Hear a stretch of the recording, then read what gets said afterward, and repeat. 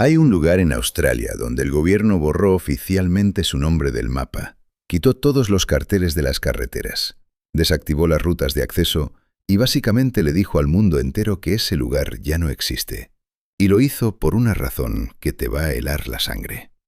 Porque simplemente respirar el aire de ese lugar durante unos pocos minutos puede activar un proceso silencioso dentro de tu cuerpo que te matará décadas después, cuando ya hayas olvidado completamente que alguna vez estuviste allí. Eso no es una película de terror. Eso es Australia real. Y ese es solo uno de los 15 lugares que vas a conocer hoy. Mucha gente habla de Australia y lo primero que menciona son las arañas o las serpientes. Es lo clásico. Es lo que todo el mundo dice en las bromas. Pero la verdad documentada, la verdad que aparece en los registros oficiales y en los informes de las autoridades, es completamente diferente y mucho más perturbadora. Los peligros reales de Australia no son los que salen en los videos graciosos de Internet. Son invisibles, silenciosos, o tan enormes y poderosos que no te dan tiempo de reaccionar. Son lugares donde la contaminación industrial acumulada durante décadas flota en el aire sin que puedas verla ni olerla. Son aguas tropicales de una belleza absoluta, donde depredadores de varios metros de longitud te observan desde el fondo antes de moverse. Son desiertos donde el calor supera los 50 grados y donde una avería en tu vehículo puede significar que nadie te encuentre durante semanas. Y son zonas urbanas donde las estadísticas de violencia están tan por encima de la media nacional que las propias autoridades australianas recomiendan evitarlas completamente de noche. Investigué cada uno de estos lugares con detalle. Revisé estadísticas de mortalidad reales. Verifiqué datos de contaminación ambiental con fuentes oficiales. Consulté a servicios de emergencia sobre sus capacidades de respuesta en zonas remotas. Hablé con personas que viven o han vivido cerca de algunos de estos lugares y que conocen los peligros de primera mano, no de segunda ni de tercera. Todo lo que vas a escuchar hoy está documentado y verificado. No hay exageración, no hay dramatismo innecesario, solo hechos que te van a hacer entender por qué ciertos rincones de Australia no son destinos turísticos, sino lugares que deberías evitar activamente durante toda tu vida. Los peligros se pueden dividir en 4 categorías muy claras. La primera es la naturaleza pura, cocodrilos de agua salada que cazan activamente, corrientes oceánicas que arrastran a personas desde las orillas, calor de desierto que mata en horas. La segunda es la contaminación tóxica. Lugares con contaminación industrial histórica tan grave que las autoridades los han cerrado permanentemente y los han eliminado de los mapas oficiales. La tercera es el aislamiento extremo. Zonas tan remotas que cualquier emergencia médica se convierte automáticamente en una situación potencialmente fatal, porque el rescate puede tardar un día entero o más en llegar. Y la cuarta son las zonas urbanas con niveles de crimen documentados que las hacen genuinamente peligrosas, especialmente de noche y para viajeros que no conocen la zona. Lo más importante que puedes aprender de este video no es simplemente saber cuáles son estos lugares. Lo más importante es entender la diferencia entre el peligro percibido y el peligro real. Australia tiene fauna peligrosa en todo el continente, eso es verdad. Pero hay lugares específicos donde varios peligros se concentran al mismo tiempo, donde la combinación de factores hace que el riesgo se multiplique de una manera que no tiene comparación con el resto del país. Esos son los lugares de los que vamos a hablar. Y el primero de la lista es probablemente el más perturbador de todos, porque su peligro no hace ruido, no tiene colmillos, no se mueve, y puede estar esperándote durante 30 años antes de manifestarse. Amigos, si este contenido te parece útil e importante, suscríbete y dale like al vídeo. Eso ayuda muchísimo a que esta información llegue a más personas que la necesitan. Lo que hace que Wittenoom sea diferente a cualquier otro lugar peligroso de esta lista es precisamente eso, que no parece peligroso. Si llegas allí sin saber su historia, lo que ves es un pueblo abandonado en medio del paisaje rojizo del Pilbara, a unos 1.400 kilómetros al norte de Perth. Edificios vacíos, calles sin carteles, un silencio absoluto.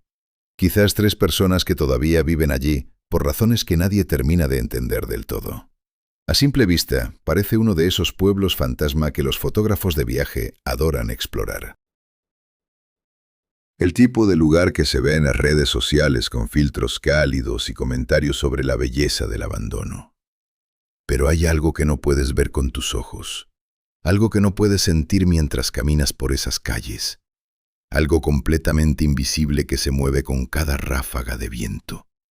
Y ese algo puede matarte 3 décadas después de que hayas vuelto a casa y hayas contado la historia de tu visita a ese pueblo tan curioso que encontraste en el medio de la nada australiana. Wittenoom extrajo asbesto azul durante décadas. El asbesto azul, también conocido como crocidolita, es la variedad más peligrosa de todas las formas de asbesto que existen. Las operaciones mineras dejaron residuos por todas partes. Los residuos de la mina rodean el pueblo.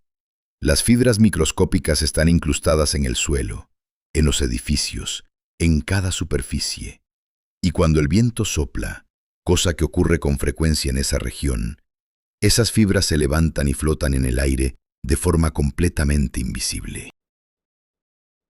Más de 2.000 extrabajadores y residentes han fallecido por enfermedades relacionadas con la exposición al asbesto. Mesotelioma, asbestosis. Enfermedades que tardan entre 10 y 40 años en manifestarse desde el momento de la exposición. Personas que trabajaron allí durante algunos meses en su juventud y que décadas después recibieron un diagnóstico que no les dejó opciones. El gobierno australiano tomó una decisión que no tiene precedentes en la historia del país.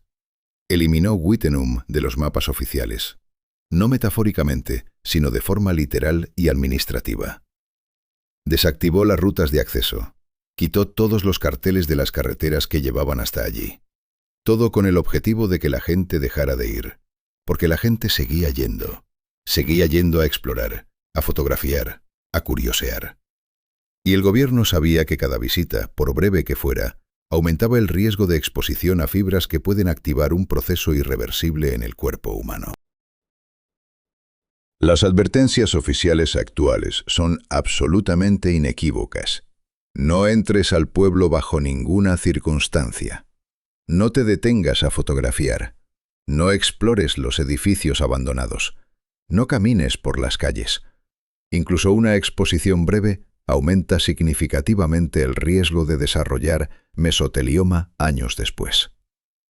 Los 3 residentes que permanecen allí, por razones que solo ellos comprenden, advierten activamente a cualquier visitante que se marche de inmediato. No te invitan a quedarte, te piden que te vayas, porque ellos saben mejor que nadie lo que flota en ese aire que parece limpio y que huele a nada y que se siente completamente normal mientras lo respiras. No hay ningún valor turístico en este mundo que justifique ese riesgo. Ninguna fotografía, ninguna historia que contar, ninguna experiencia de exploración urbana vale la posibilidad de recibir un diagnóstico fatal 30 años después. El peligro de Wittenoom es permanente, no tiene solución técnica viable y no va a desaparecer. Las fibras están ahí. Estarán ahí durante generaciones. Y lo más perturbador de todo es que el siguiente lugar de esta lista tampoco te da ninguna señal de advertencia visible antes de actuar.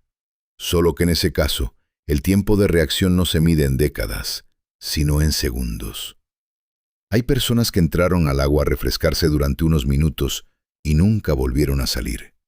Y lo más perturbador no es que eso ocurra, sino que ocurre en aguas que parecen completamente tranquilas, con carteles de advertencia visibles a pocos metros, con otras personas mirando desde la orilla, a plena luz del día. Las zonas de cocodrilos del norte de Queensland durante la estación húmeda no son lugares remotos y olvidados como Wittenoom. Son destinos turísticos activos, con pueblos cercanos, con visitantes llegando cada semana, con paisajes que aparecen en revistas de viaje y en cuentas de redes sociales con miles de seguidores. Y precisamente eso es lo que los hace tan peligrosos. Los cocodrilos de agua salada son la especie de reptil más grande del planeta. Pueden alcanzar entre 6 y 7 metros de longitud. Pueden pesar más de 1000 kilogramos. y son depredadores de emboscada, lo que significa que no los ves venir. No hay señales previas, no hay movimiento en la superficie, no hay burbuja ni ola que te avise. Están quietos en el fondo o cerca de la orilla, completamente inmóviles durante horas, esperando con una paciencia que los seres humanos no podemos comprender. Y cuando deciden moverse, lo hacen con una velocidad que resulta imposible de creer hasta que lo ves grabado en cámara lenta. En tierra pueden alcanzar velocidades de hasta 17 kilómetros por hora en distancias cortas. En el agua son aún más rápidos y más silenciosos. No tienes tiempo de reaccionar. No tienes tiempo de gritar. El ataque ocurre y termina en segundos. La estación húmeda, que va de noviembre a abril, es el período de mayor actividad. Los cocodrilos se vuelven más agresivos, más activos, más dispuestos a moverse hacia zonas que en otros momentos del año frecuentan menos. Los estuarios y los ríos son los lugares más obvios, pero el problema real es que durante la estación húmeda, los cocodrilos aparecen en lugares donde nadie los espera. Aparecen en aguas costeras que parecen abiertas y seguras. Aparecen en pozas de agua dulce alejadas del mar.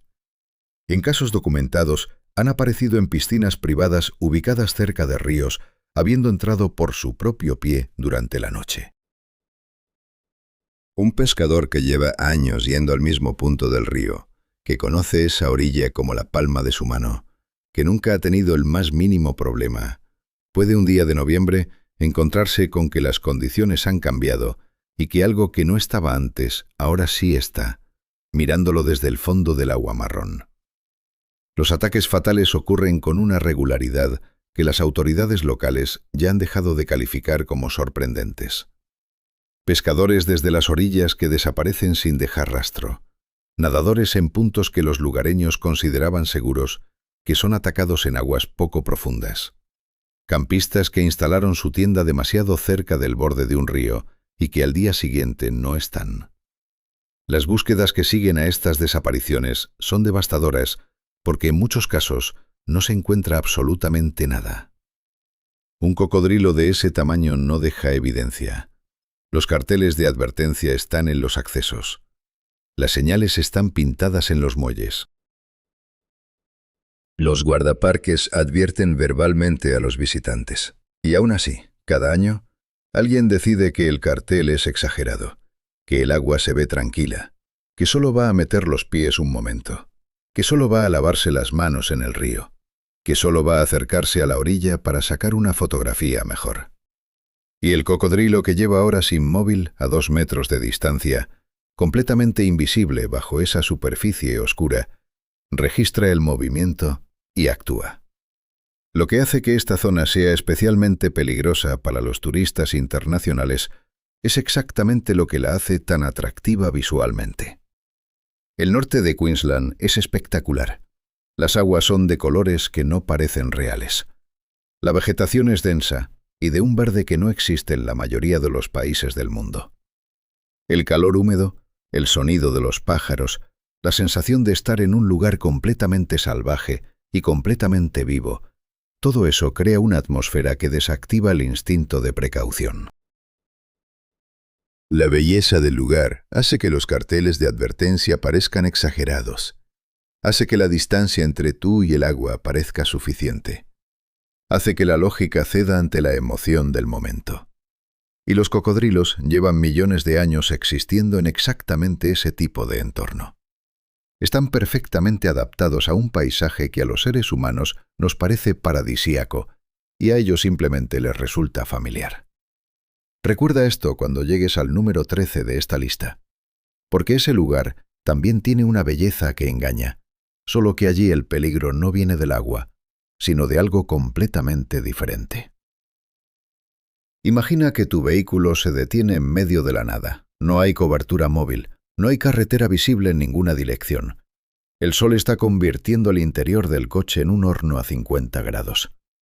Y el agua que traes contigo alcanzará para quizás un día si la racionas al máximo. Eso no es el argumento de una película de supervivencia.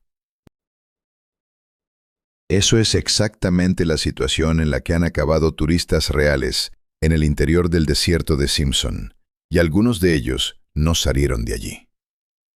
El desierto de Simpson es el número 13 de esta lista, y es un tipo de peligro completamente diferente a todo lo que hemos visto hasta ahora. Porque aquí no hay depredadores, no hay contaminación invisible, no hay corrientes que te arrastren.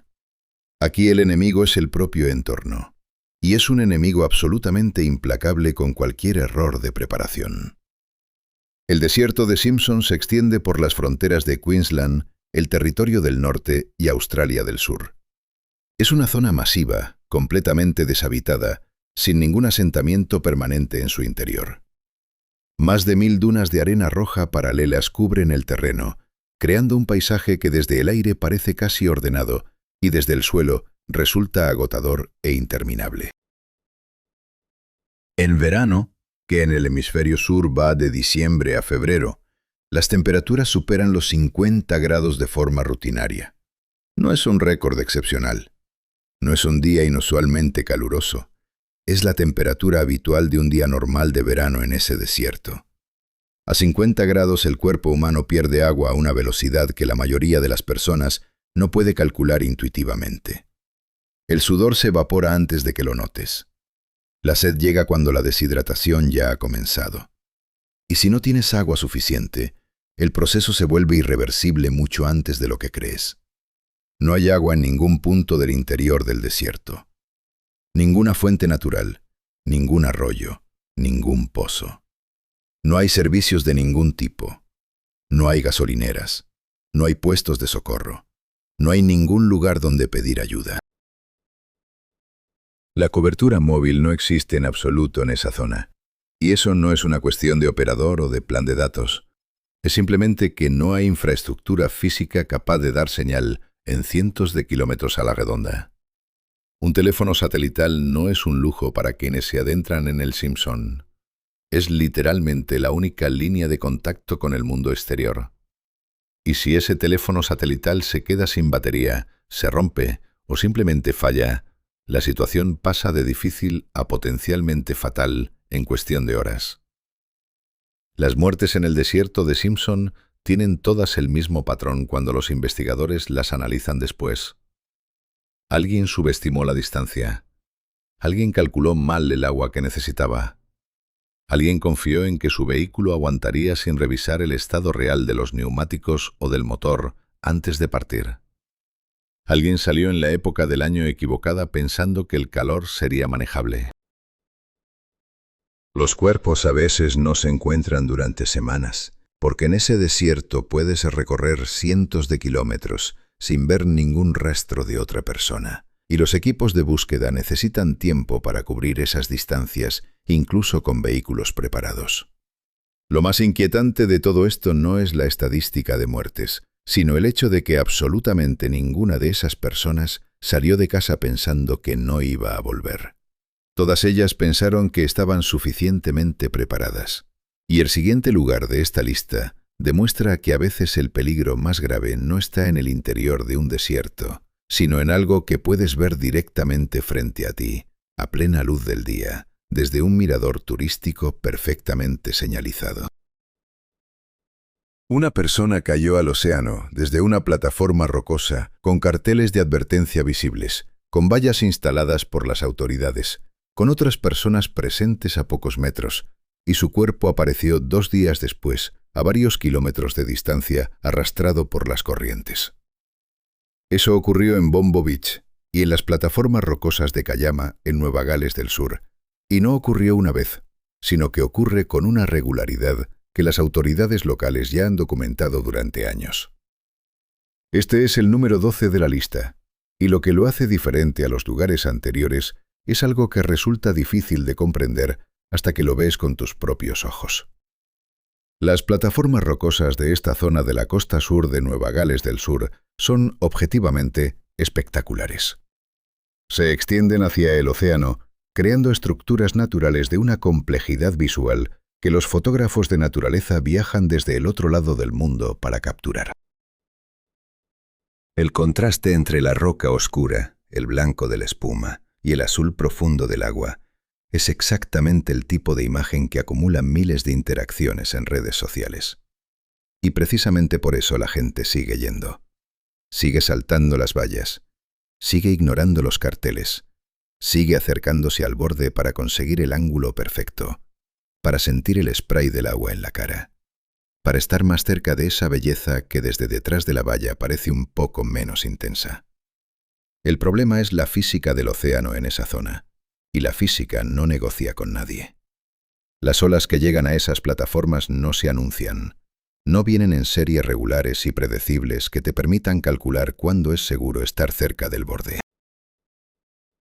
El océano en esa costa genera lo que los oceanógrafos llaman olas de período largo, que son olas que han viajado miles de kilómetros desde tormentas lejanas y que llegan a la costa con una energía acumulada enorme que no es visible en la superficie hasta que están literalmente encima de ti.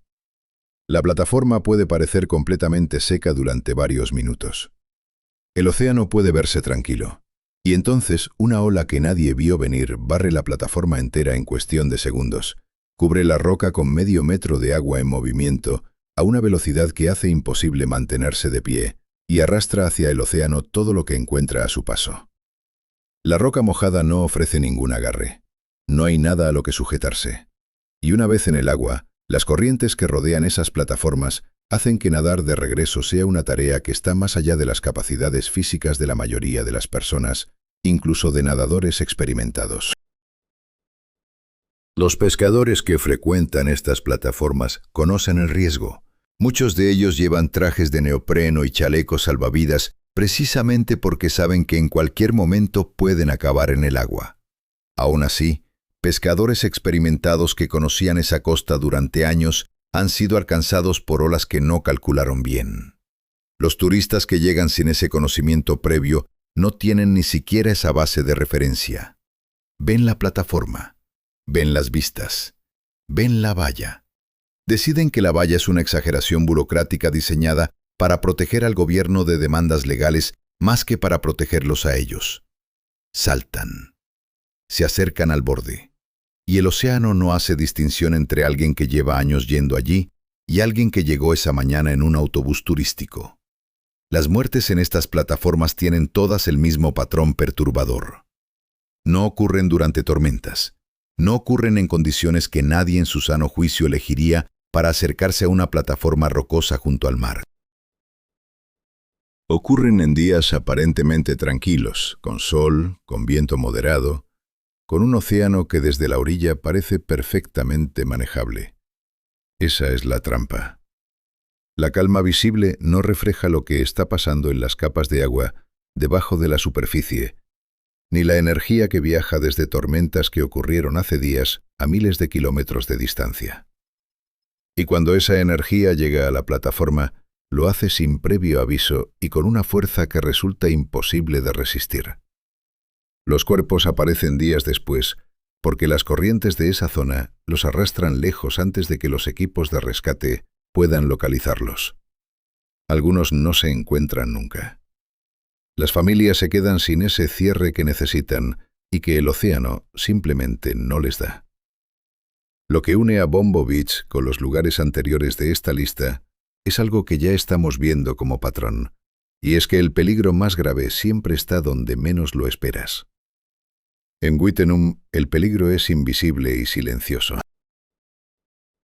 En las zonas de cocodrilos, el peligro se esconde bajo una superficie de belleza tropical.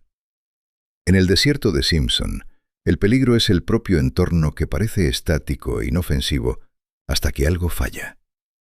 Y en estas plataformas rocosas, el peligro viene del océano en días que parecen perfectos para estar al aire libre junto al mar. Pero lo que viene a continuación en esta lista lleva ese patrón a un nivel completamente diferente.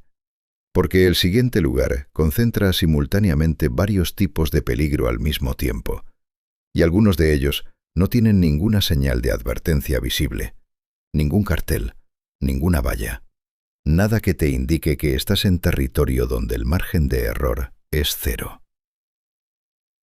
Hay corrientes oceánicas en las costas australianas que matan a decenas de personas cada año, y lo hacen de una manera que la mayoría de los bañistas no entienden hasta que ya es demasiado tarde para actuar correctamente. Las corrientes de resaca son el número 11 de esta lista, y a diferencia de todos los lugares anteriores, Este peligro no está concentrado en una zona específica, sino distribuido a lo largo de miles de kilómetros de costa, en playas que tienen nombres bonitos, que aparecen en guías de viaje, que tienen aparcamiento, que tienen papeleras, que tienen acceso señalizado desde la carretera. Playas que parecen exactamente lo que la gente busca cuando va a Australia a pasar unos días junto al mar.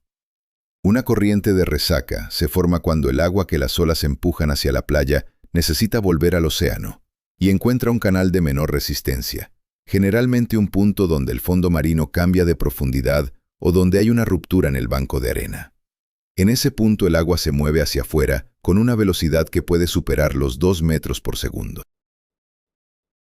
Para poner eso en perspectiva, el nadador olímpico más rápido del mundo nada a unos 2 metros por segundo en distancias cortas, en condiciones controladas, sin ropa, sin el estrés de una situación de emergencia real. Una persona normal en el agua, con ropa, asustada, nadando contra una corriente de resaca, no avanza. Se agota. Y el agotamiento en el agua tiene consecuencias que no necesitan explicación.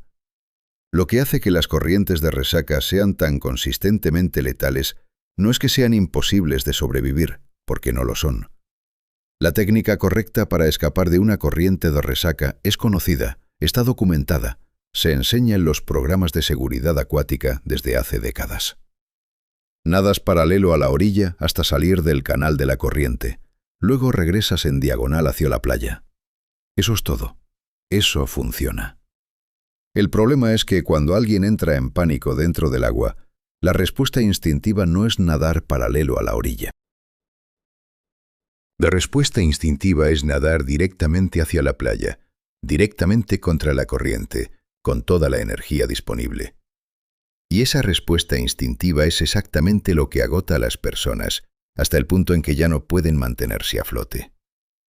Los salvavidas australianos realizan rescates de personas atrapadas en corrientes de resaca con una frecuencia que resulta difícil de comprender para alguien que no trabaja en esas playas. En las playas vigiladas, los rescates son posibles porque hay personal entrenado con equipamiento en el agua en cuestión de minutos. Pero Australia tiene miles de kilómetros de costa y solo una fracción de esas playas tiene vigilancia activa. Las playas sin bandera, las playas remotas, las calas que aparecen en aplicaciones de mapas como puntos de interés sin ninguna indicación sobre sus condiciones de seguridad, esas son las playas donde ocurren la mayoría de las muertes. Personas que eligieron esa playa precisamente porque no había nadie más, porque querían tranquilidad, porque querían una experiencia auténtica lejos de las playas masificadas. Y encontraron tranquilidad, efectivamente, pero no del tipo que buscaban.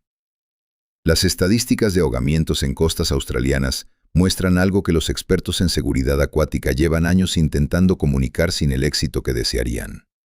La mayoría de las víctimas no son niños ni personas mayores con movilidad reducida. Son adultos jóvenes, en buena forma física, con confianza en sus capacidades de natación, que sobreestimaron su capacidad para manejar una situación que cambió en segundos. Esa confianza es exactamente el factor de riesgo más difícil de combatir con campañas de educación, porque una persona que se considera buen nadador no siente que los avisos de seguridad están dirigidos a ella. Los avisos son para los que no saben nadar bien. Los avisos son para los turistas que nunca han estado en el mar.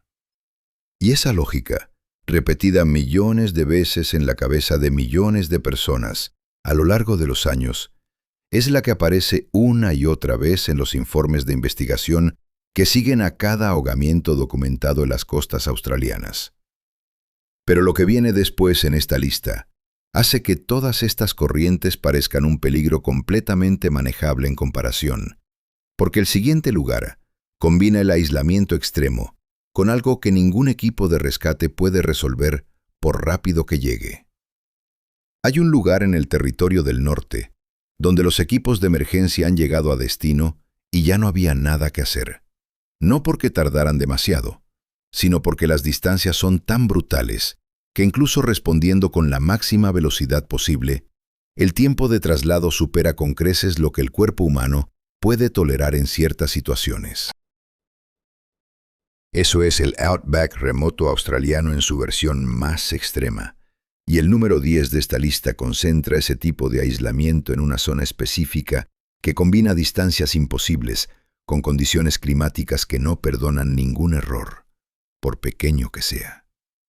Las rutas remotas del interior australiano tienen una característica que las diferencia de cualquier otra carretera en el mundo. No son simplemente caminos largos con poco tráfico. Son corredores de cientos de kilómetros donde la distancia entre un punto de servicio y el siguiente puede superar los 300 o 400 kilómetros, donde la temperatura del asfalto en verano puede derretir los neumáticos de vehículos que no están preparados específicamente para esas condiciones, y donde una avería simple, un pinchazo, un radiador que falla, puede convertirse en una emergencia de supervivencia en cuestión de horas si la persona que viaja no tiene los recursos exactos que necesita en ese momento preciso. Los viajeros que recorren estas rutas y que tienen problemas comparten un patrón que los investigadores de emergencias australianos han documentado con detalle. El primer error casi siempre ocurre antes de salir. Alguien subestima la cantidad de agua necesaria. Alguien asume que su teléfono móvil funcionará porque funciona en todas partes donde ha estado antes. Alguien revisa el combustible pero no revisa el estado real de los neumáticos. Alguien sale a mediodía en lugar de al amanecer porque media hora más o menos no parece relevante cuando el trayecto son varios cientos de kilómetros. Cada uno de esos errores por separado puede ser manejable. Combinados en la misma situación, crean una cadena de consecuencias que se acelera mucho más rápido de lo que nadie anticipa. Lo que hace que el aislamiento extremo de esta zona sea cualitativamente diferente a otros peligros de esta lista es la ausencia total de opciones.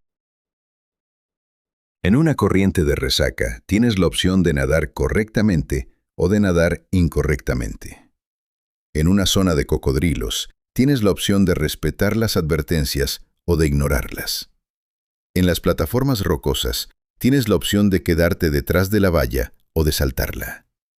En el outback remoto, una vez que has cometido el error inicial, las opciones se reducen dramáticamente y muy rápido. El calor no espera. La deshidratación no espera.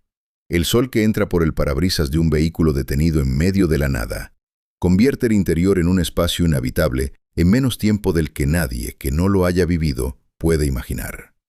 Y la única salida posible depende de una cadena de factores que en muchos casos no están todos presentes al mismo tiempo. Los servicios de emergencia australianos que operan en estas zonas hablan de esta realidad con una franqueza que resulta impactante. Un coordinador de rescate en el Territorio del Norte explicó en un informe oficial que la diferencia entre una llamada de emergencia que termina bien y una que no termina bien en el outback remoto no es la rapidez con la que responden los equipos. Es si la persona que llama tiene agua suficiente para mantenerse con vida mientras esperan. Con agua, el tiempo juega a tu favor. Sin agua, el tiempo trabaja en tu contra desde el primer momento. Y en las condiciones de temperatura que existen en esas zonas en verano, ese margen es mucho más estrecho de lo que cualquier persona que vive en una ciudad puede intuir. Pero mientras el outback remoto al menos te da algunas horas para tomar decisiones, el siguiente lugar de esta lista no te da ningún margen de tiempo, porque el peligro que concentra es de otro tipo completamente. Uno que las estadísticas oficiales australianas describen con números que la mayoría de la gente no esperaría encontrar en ningún país desarrollado. Hay zonas de Alice Springs donde los propios residentes locales evitan caminar de noche. No como precaución general, sino como regla absoluta establecida por experiencia directa. Y eso no es una afirmación polémica, sino algo que aparece documentado en informes gubernamentales australianos, con estadísticas que resultan difíciles de procesar la primera vez que las lees. Alice Springs es el número 9 de esta lista, y su inclusión aquí no responde a ningún tipo de exageración ni a ninguna agenda particular. Responde a datos concretos sobre tasas de incidentes violentos que superan la media nacional australiana por márgenes que las propias autoridades del país han calificado como situación de emergencia social en más de una ocasión. Alice Springs está en el centro geográfico de Australia. Es una ciudad real con servicios, con hoteles, con restaurantes, con un aeropuerto que recibe vuelos regulares desde las principales ciudades del país. Es la puerta de entrada para visitar Uluru, que es uno de los destinos turísticos más famosos de toda Australia. Decenas de miles de turistas internacionales pasan por Alice Springs cada año, muchos de ellos sin tener ninguna información previa sobre las condiciones reales de la ciudad, más allá de lo que aparece en las guías de viaje, que tienden a concentrarse en la proximidad a Uluru y en la cultura del Outback, sin detallar con igual énfasis las condiciones de seguridad en ciertas zonas de la ciudad misma.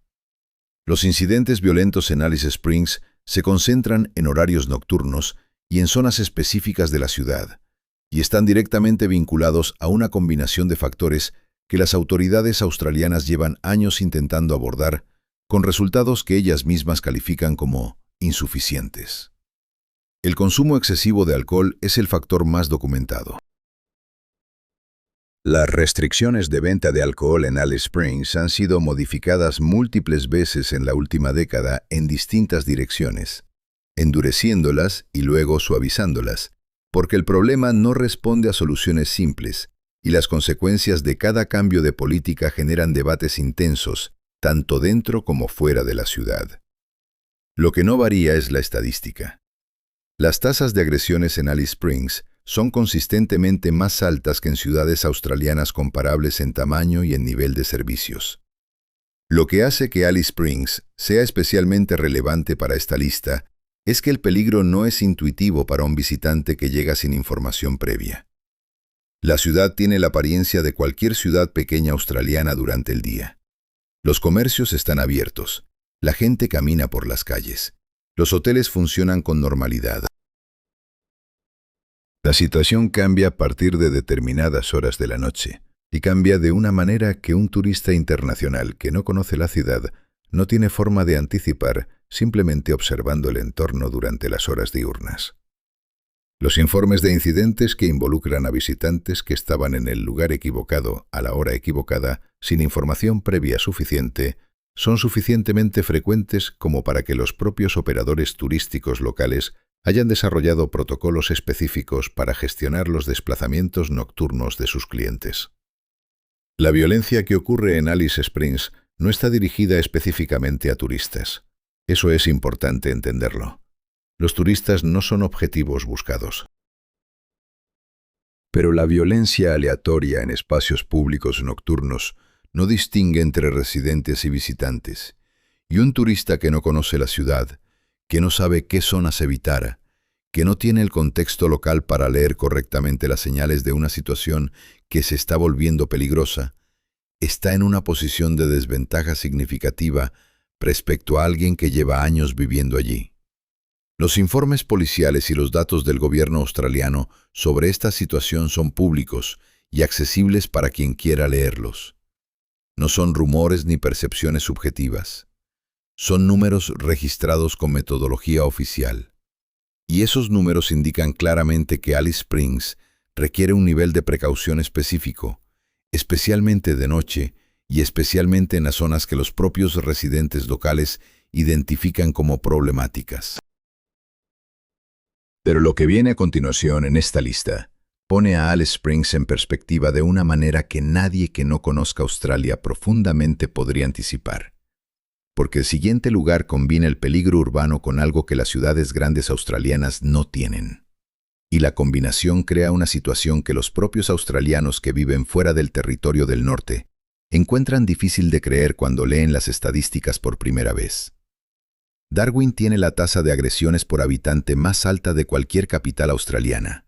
Y eso no es una opinión ni una percepción subjetiva de alguien que tuvo una mala experiencia.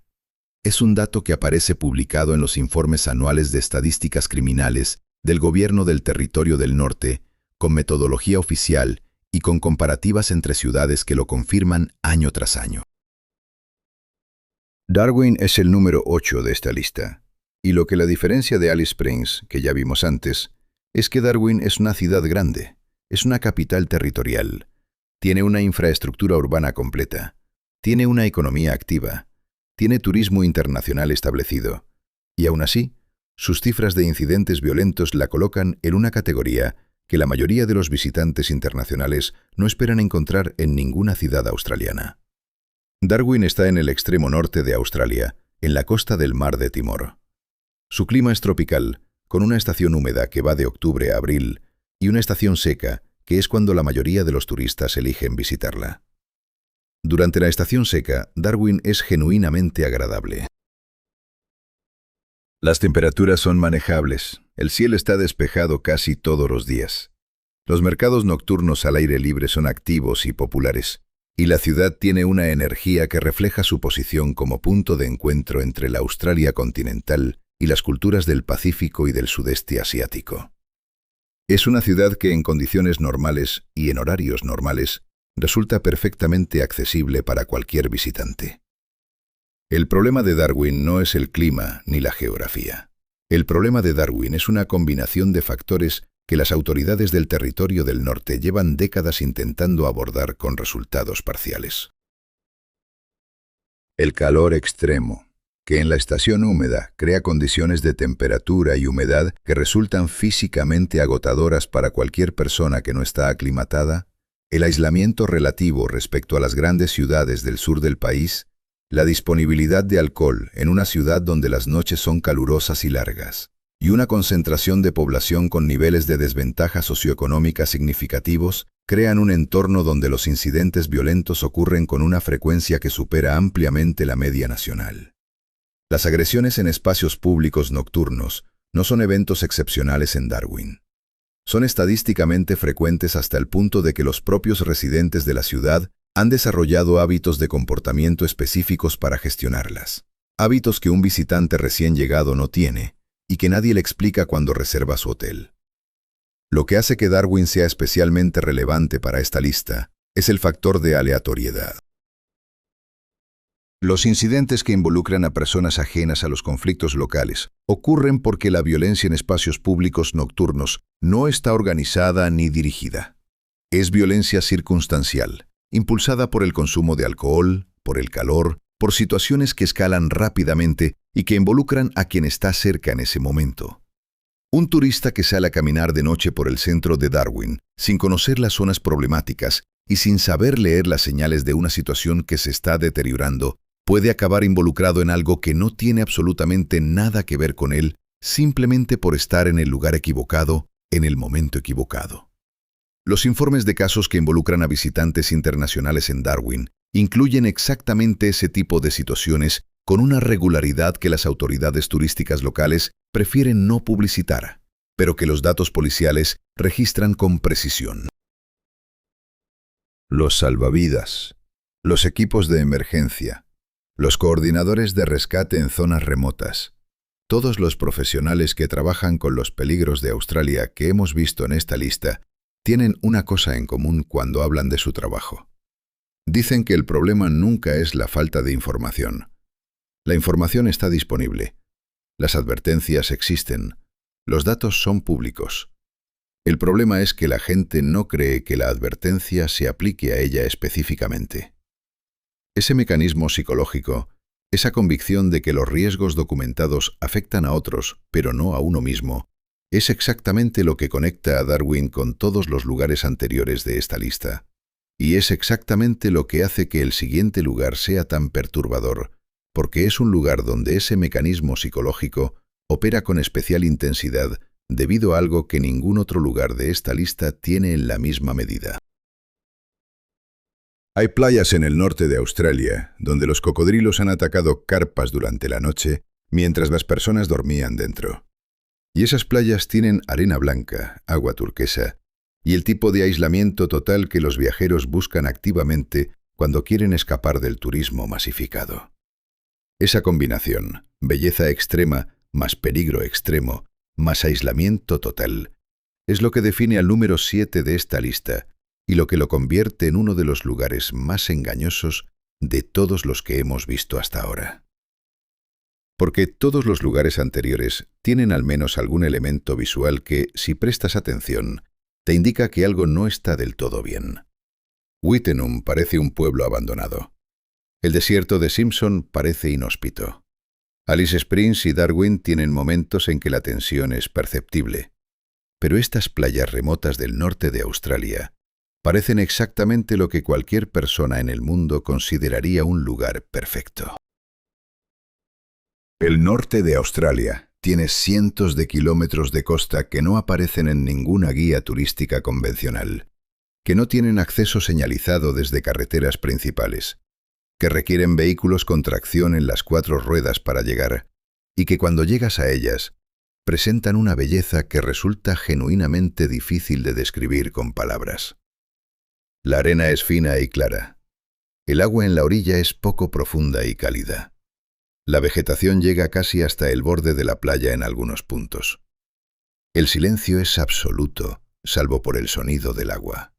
No hay nadie más. Y esa ausencia de otras personas, que para muchos viajeros es precisamente el objetivo, elimina también la única fuente de contexto local que podría hacer que un visitante recalibrara su evaluación del entorno. Los cocodrilos de agua salada utilizan las playas como zonas de tránsito, de caza y de descanso.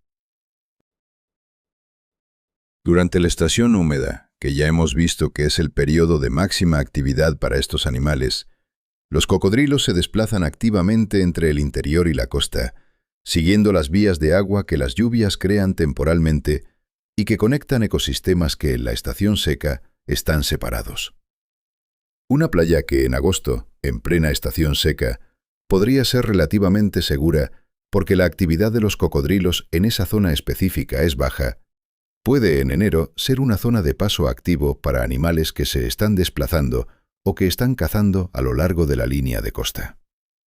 Esa variabilidad estacional es algo que los residentes del norte de Australia entienden de manera intuitiva después de años de vivir allí. Es algo que un turista que llega por primera vez no tiene forma de evaluar correctamente sin información específica y actualizada. Los casos documentados de ataques nocturnos en zonas de acampada junto a la costa son suficientemente frecuentes como para que los guardaparques del norte de Queensland y del Territorio del Norte hayan desarrollado protocolos específicos de advertencia para campistas. Esos protocolos recomiendan no instalar tiendas a menos de 50 metros del agua, no dejar comida ni residuos fuera de contenedores herméticos y no caminar hacia la orilla de noche bajo ninguna circunstancia. Pero esos protocolos solo llegan a las personas que acceden a zonas de acampada con gestión oficial. Las playas remotas, sin gestión, que son las más atractivas precisamente por su condición de no gestionadas, no tienen ningún sistema de difusión de esas advertencias. La información existe, pero no llega automáticamente a quien la necesita. Y esa brecha entre la existencia de la información y su llegada efectiva a la persona que está tomando decisiones en el terreno es exactamente la misma brecha que aparece en todos los casos de esta lista. Solo que en este lugar, las consecuencias de esa brecha pueden materializarse mientras duermes. Lo que viene a continuación es diferente a todo lo que has escuchado hasta ahora, porque el siguiente lugar de la lista no tiene ninguno de los peligros naturales que hemos descrito, y aún así ha causado más problemas documentados a visitantes australianos que varios de los lugares anteriores combinados. Hay un tramo de carretera en el interior de Australia donde los conductores han desaparecido sin dejar rastro, donde los vehículos han sido encontrados días después con las llaves puestas y sin ninguna señal de su conductor, y donde la combinación de aislamiento extremo con oportunismo delictivo ha creado una situación que las propias autoridades australianas describen como un entorno de vulnerabilidad sin equivalente en ninguna otra carretera del país desarrollado.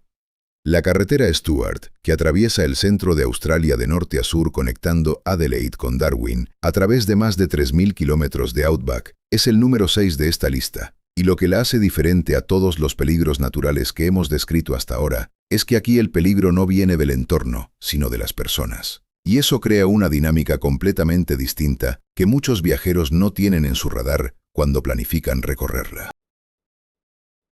La carretera Stuart tiene una reputación entre los viajeros australianos que se divide en dos versiones completamente opuestas. Para muchos es una ruta icónica, una experiencia de la Australia más auténtica, un viaje que cualquier australiano debería hacer al menos una vez en su vida. Para los profesionales de la seguridad vial y para los servicios de emergencia que operan a lo largo de su recorrido, es una ruta que concentra un tipo específico de riesgo que no desaparece simplemente porque el paisaje sea espectacular y la experiencia sea culturalmente significativa. Los tramos más problemáticos no son los más remotos ni los más alejados de cualquier servicio. Son los tramos intermedios, los que están lo suficientemente lejos de las ciudades grandes como para que pedir ayuda sea complicado, pero lo suficientemente cerca de ciertos puntos de concentración de población como para que el tráfico de personas sea regular y predecible. Los viajeros en solitario, y en particular las mujeres viajando solas, enfrentan un nivel de riesgo en esta ruta que los organismos de seguridad australianos documentan de manera explícita en sus materiales oficiales. No como advertencia genérica, sino como recomendación operativa concreta. No viajes solo por esta ruta. Si viajas solo, informa a alguien de confianza de tu itinerario exacto con puntos de control regulares. No pares en áreas de descanso aisladas de noche. No recojas a desconocidos. No compartas información sobre tu ruta o tu destino con personas que no conoces en las paradas de combustible. Esas recomendaciones no existen porque los redactores de los materiales de seguridad sean excesivamente cautelosos.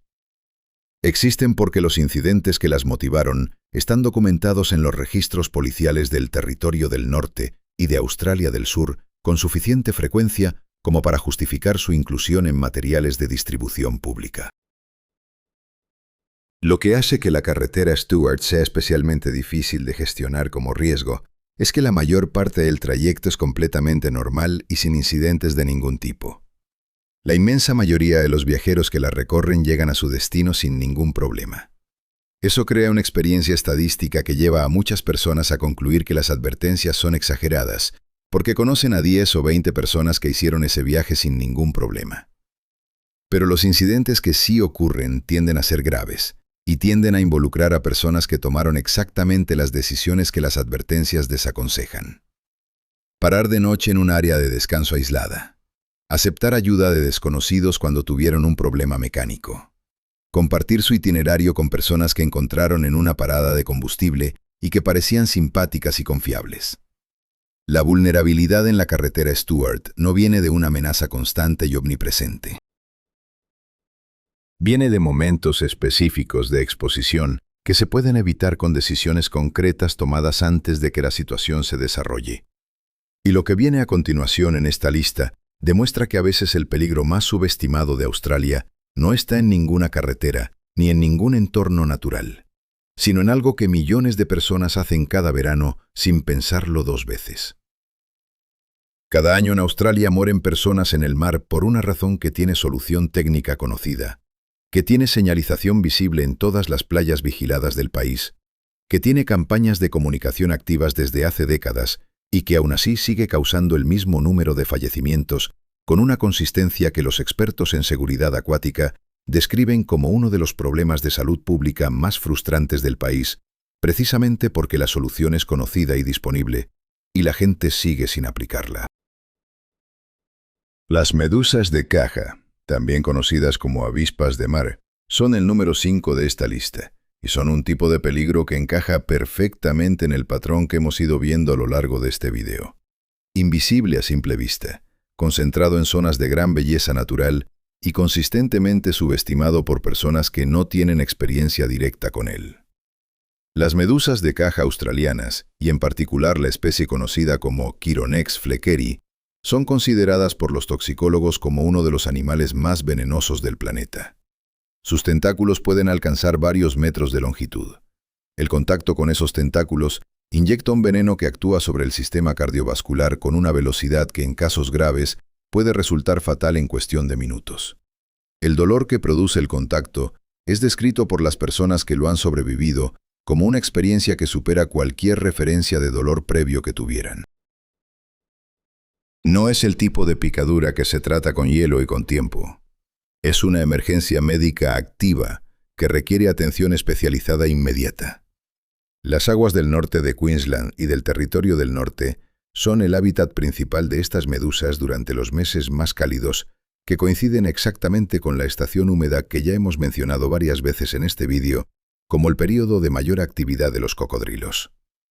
Esa coincidencia no es casualidad, sino resultado de las mismas condiciones climáticas que hacen del norte de Australia un entorno de gran riqueza biológica y, simultáneamente, un entorno donde la cantidad de organismos potencialmente peligrosos para los seres humanos en el agua alcanza su pico máximo en los mismos meses.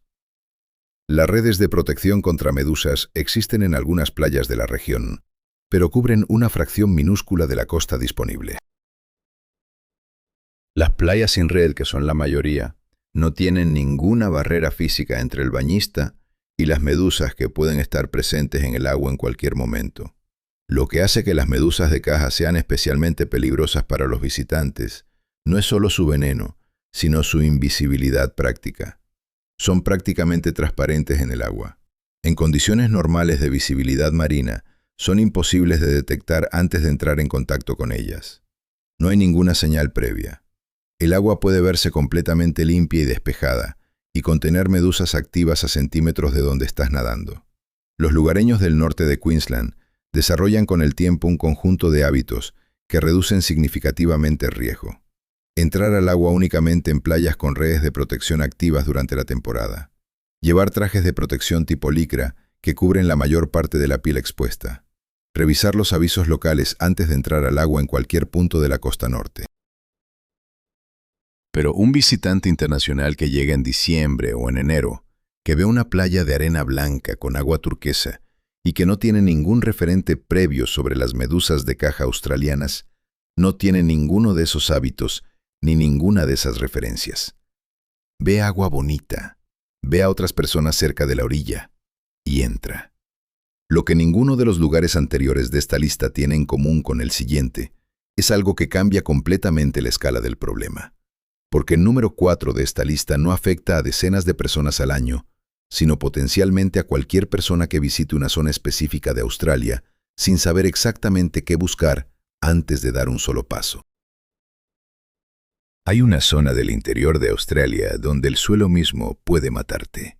No por el calor, no por la falta de agua, no por ningún animal, sino porque lo que está debajo de tus pies lleva décadas acumulando una concentración de sustancias tóxicas que los geólogos describen como uno de los casos de contaminación minera más graves del hemisferio sur, y donde las autoridades han establecido exclusiones formales de acceso que la mayoría de los turistas que visitan la región ni siquiera saben que existen.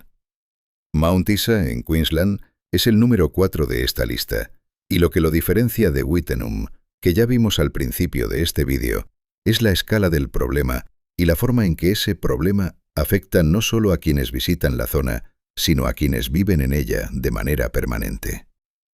Mount Isa es una ciudad minera activa, no es un pueblo fantasma, no está eliminada de los mapas. Tiene una población real de varias decenas de miles de personas, tiene servicios completos, tiene una economía basada en la extracción de plomo, zinc, cobre y plata que lleva funcionando desde principios del siglo XX.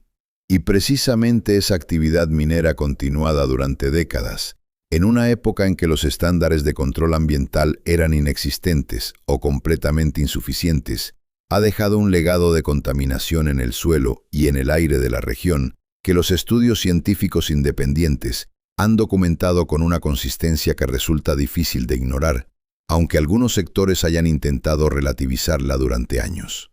Los niveles de plomo en sangre detectados en niños que viven en ciertas zonas de Mount Isa han sido objeto de investigaciones científicas y de debates políticos en Australia durante años. El plomo es especialmente peligroso para los niños porque afecta al desarrollo neurológico de maneras que no son reversibles una vez que el daño se ha producido. No hay un nivel de exposición al plomo que los toxicólogos consideren completamente seguro para los niños. Los estudios realizados en Mount Isa han encontrado que en ciertas zonas residenciales de la ciudad, los niveles de plomo en el polvo del suelo y en el aire superan los valores de referencia establecidos por las autoridades sanitarias australianas. Esos hallazgos han generado respuestas de las autoridades que incluyen programas de monitoreo, recomendaciones de limpieza para residentes y medidas de mitigación en la operación de las instalaciones mineras. Pero la contaminación acumulada durante décadas no desaparece con programas de monitoreo. Está en el suelo, Está en el polvo que el viento levanta en los días secos. Está en un entorno que visualmente parece completamente normal, porque la contaminación por metales pesados, igual que el asbesto de Wittenum, es completamente invisible a simple vista. Para un visitante que llega a Mount Isa, atraído por el paisaje del Outback de Queensland, por la cultura minera histórica, o simplemente como parada en una ruta más larga, la ciudad no presenta ninguna señal visual de alarma. Es funcional, es activa, tiene hoteles y restaurantes y una vida urbana que parece completamente ordinaria. El riesgo que representa una exposición de corta duración para un adulto sano es cualitativamente diferente al riesgo crónico que enfrentan los residentes permanentes, especialmente los niños. Pero el hecho de que la exposición breve sea menos peligrosa que la exposición crónica no significa que sea inocua, y significa aún menos para las familias que viven allí de manera permanente y que no tienen la opción de marcharse después de unos días.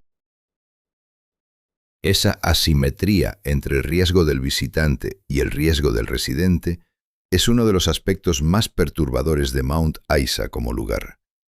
Y es algo que no aparece en ninguna guía de viaje ni en ninguna plataforma de reserva de alojamiento.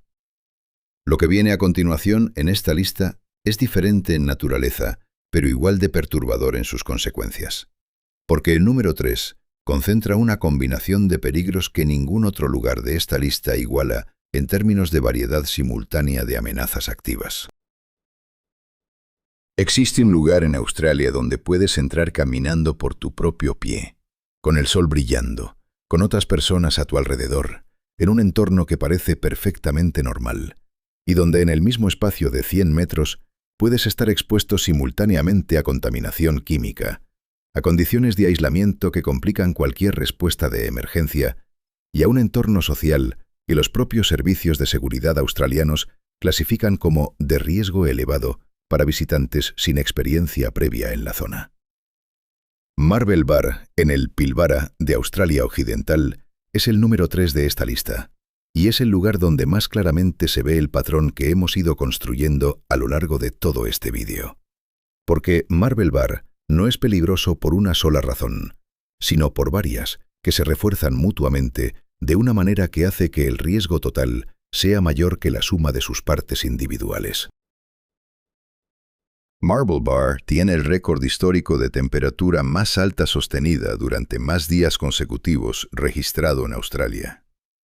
Durante un periodo documentado a lo largo de su historia climatológica, la ciudad registró temperaturas superiores a los 40 grados durante más de 160 días consecutivos.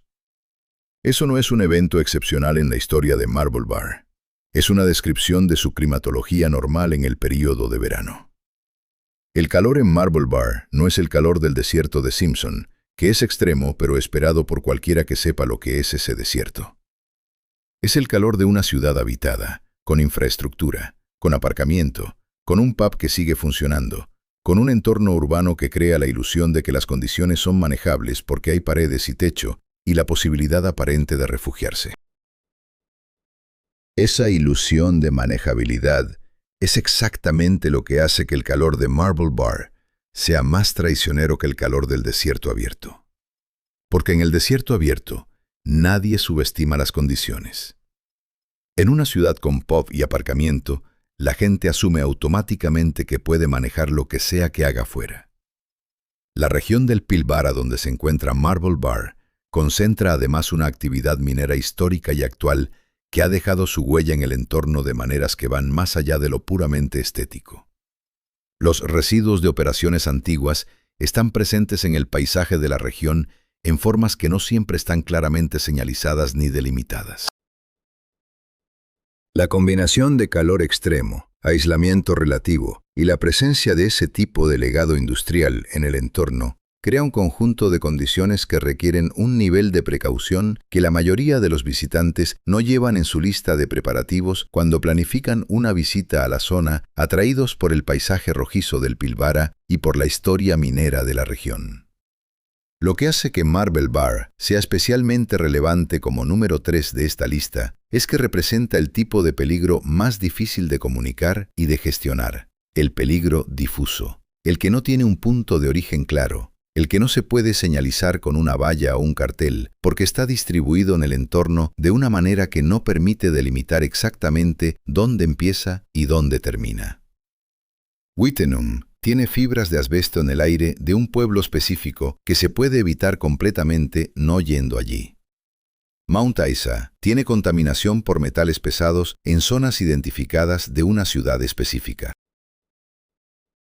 Marble Bar tiene calor extremo, más legado industrial, más aislamiento, distribuidos en una región entera que cubre cientos de kilómetros cuadrados. Esa distribución hace que la precaución necesaria sea más compleja y más difícil de reducir a instrucciones simples. Y el número 2 de esta lista lleva esa complejidad a su expresión más extrema, porque es el único lugar de esta lista donde los peligros documentados han llevado a las autoridades a tomar medidas de restricción de acceso que no tienen precedente en ninguna otra zona turística de Australia. Si has llegado hasta aquí escuchando este video, ya conoces 12 lugares de Australia que representan peligros documentados y reales. Has visto contaminación invisible que mata décadas después. Has visto depredadores de varios metros que atacan en aguas de postal. Has visto desiertos que matan en horas. Corrientes que ahogan a nadadores expertos. Zonas urbanas con estadísticas de violencia que superan a muchas ciudades del mundo. Playas paradisíacas que son zonas de caza activa de noche. Y una carretera icónica con un tipo de riesgo que ninguna guía turística menciona. Pero el número 1 de esta lista es diferente a todo lo anterior. Y es diferente de una manera que te va a hacer entender por qué este lugar específico encabeza esta lista por encima de todos los demás. El lago Eyre, conocido oficialmente como Kati Tanda, en el centro de Australia del Sur, parece a primera vista un candidato improbable para encabezar una lista de lugares peligrosos. No tiene cocodrilos. No tiene contaminación industrial documentada. No tiene estadísticas de crimen. En la mayor parte del tiempo ni siquiera tiene agua. Es el lago más grande de Australia y uno de los lagos secos más grandes del mundo. Una extensión de sal blanca que en condiciones normales cubre miles de kilómetros cuadrados de terreno absolutamente plano en el corazón del outback australiano. Y precisamente esa descripción, sal blanca, terreno plano, ausencia de agua, ausencia de vegetación, ausencia de prácticamente cualquier referencia visual que permita orientarse, es la descripción de uno de los entornos más desorientadores y potencialmente fatales que existen en Australia para cualquier persona que lo visita sin la preparación y el conocimiento específico que ese lugar requiere. La desorientación espacial en el lago Eyre seco es un fenómeno documentado que los guías locales describen con una seriedad que resulta impactante. La superficie de sal blanca refleja la luz del sol de una manera que elimina prácticamente todas las sombras y todas las referencias de profundidad. La distancia entre objetos es imposible de calcular correctamente a simple vista, porque no hay nada con lo que comparar. El horizonte parece estar siempre a la misma distancia, independientemente de cuánto camines. En días de mucho calor, que son la mayoría de los días en esa zona, las distorsiones térmicas del aire sobre la superficie de sal crean espejismos que hacen que objetos lejanos parezcan estar cerca y que referencias sólidas parezcan moverse o desaparecer. Las personas que se han adentrado en la superficie del lago sin equipamiento de orientación adecuado y sin experiencia previa han reportado episodios de desorientación completa en cuestión de minutos, incapaces de determinar en qué dirección está el vehículo que dejaron aparcado, incapaces de estimar la distancia que han recorrido, con una sensación de que el espacio se ha vuelto de repente completamente no euclidiano. A eso se añade el peligro físico de la costra de sal. La superficie del lago Eyre no es sólida de manera uniforme. Hay zonas donde la costra de sal tiene el grosor y la resistencia suficientes para soportar el peso de una persona o incluso de un vehículo. Y hay zonas adyacentes, visualmente indistinguibles desde la superficie, donde la costra es fina y cubre capas de barro salino que pueden absorber el peso de una persona o de un vehículo en segundos. Los casos de vehículos que han atravesado la costra y han quedado atrapados en el barro salino debajo son suficientemente frecuentes como para que los operadores de tours locales tengan protocolos específicos para gestionar esa eventualidad. La extracción de un vehículo hundido en el barro del lago Eyre es una operación compleja, costosa y que en condiciones de calor extremo y sin comunicación satelital puede convertirse en una emergencia de supervivencia antes de que el equipo de rescate llegue al lugar. Lo que hace que el lago Eyre encabece esta lista no es que sea el lugar donde más personas han muerto en Australia. No lo es. Es que concentra en un solo entorno la combinación más completa de todos los tipos de peligro que hemos descrito a lo largo de este vídeo. Desorientación física activa que opera desde el primer minuto. Riesgo de hundimiento en superficie aparentemente sólida. Aislamiento extremo con respuesta de emergencia lenta. Calor que en verano alcanza condiciones genuinamente letales. Y una belleza visual tan extraordinaria y tan poco convencional que desactiva el instinto de precaución de una manera que ningún otro lugar de esta lista iguala. La superficie blanca bajo el cielo azul del outback australiano es una de las imágenes más impactantes que puede ver un ser humano. Y esa impresión visual, esa belleza que parece de otro planeta, es exactamente lo que lleva a personas sin preparación adecuada a adentrarse más de lo que deberían, más rápido de lo que deberían, con menos recursos de los que necesitan. Lo que hemos visto a lo largo de este video es un patrón que se repite con una consistencia que no deja lugar a interpretaciones. El peligro más grave casi nunca es el más evidente. Las serpientes y las arañas que todo el mundo menciona cuando piensa en Australia matan a muy pocas personas al año en comparación con las corrientes de resaca, con el calor del outback, con los cocodrilos en aguas que parecen tranquilas, con la contaminación invisible de pueblos que el gobierno ha borrado del mapa. La diferencia entre las personas que visitan Australia y regresan a casa con una experiencia extraordinaria y las personas que no regresan no es la suerte, es la información. Es el respeto activo por los peligros documentados. Es la capacidad de reconocer que una advertencia no está puesta para arruinar la experiencia, sino para hacer posible que la experiencia termine bien. Lleva siempre más agua de la que crees que vas a necesitar en cualquier entorno remoto. Usa solo las playas vigiladas con bandera activa. Nunca entres al agua en el norte de Australia sin verificar las condiciones locales ese mismo día. Mantén comunicación satelital activa en cualquier ruta que te aleje de la cobertura móvil. Investiga las condiciones de seguridad específicas de cada lugar antes de llegar, no durante ni después. Ahora te pregunto algo que quiero que respondas sinceramente en los comentarios. De todos los lugares que has escuchado hoy, hay uno que probablemente ya tenías en tu lista de sitios que querías visitar en Australia. ¿Cuál es? ¿Y vas a cambiar de opinión después de escuchar esto?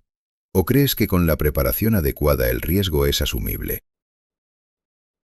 Escríbelo abajo, porque las respuestas que dejan las personas que conocen Australia de primera mano en los comentarios de este vídeo son tan útiles como el propio contenido para quienes están planificando un viaje.